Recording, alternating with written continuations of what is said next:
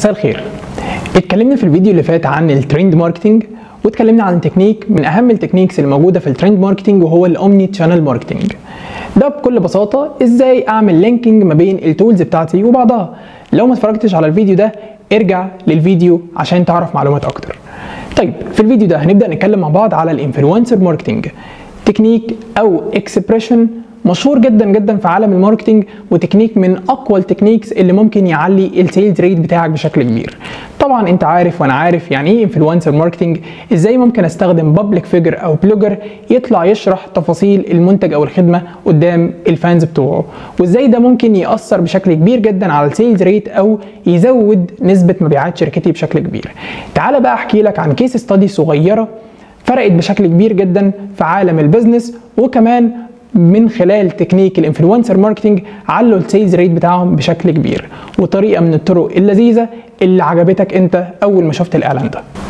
في 2019 وتحديدا في شهر يناير محمد صلاح قفل كل حساباته على السوشيال ميديا. طبعا جمهور محمد صلاح استغرب بشكل كبير جدا جدا من الاكشن ده، بس كانت اخر تويته محمد صلاح نزلها كانت غريبه شويه، كان كاتب فيها حان الوقت للتواصل حقيقي. جمهور محمد صلاح ساعتها استغرب بشكل كبير جدا جدا، وكان حدث جليل، حدث مهم جدا اظهر تساؤلات بشكل كبيره جدا. طبعا شركه DHL استغلت الفرصه ونزلت فيديو لمده 10 ثواني، فيديو صغير قد كده بتقول فيه انها عرفت مكان محمد صلاح. ومش بس كده، كمان قالت ان هي الشركه الوحيده اللي عرفت مكانه وقدرت توصل له.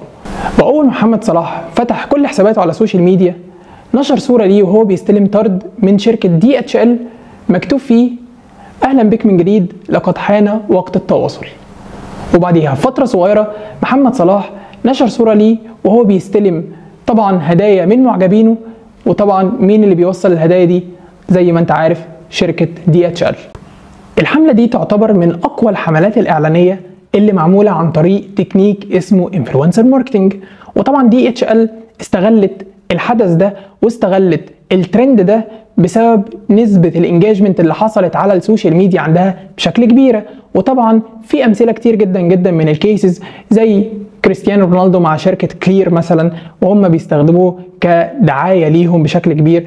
طبعا في امثلة كتيرة قوي لا تعد ولا تحصى، بس خلينا نقول ان الخلاصة ان تكنيك زي الانفلونسر ماركتنج ممكن تستغله لصالحك بشكل كبير، وكمان يحسن من الانجاجمنت ريت ويحسن من السيلز ريت بتاعك بشكل كبير على السوشيال ميديا. ما تنساش انا مصطفى خلف، ودي سلسلة فيديوهات ماركتنج في ال50.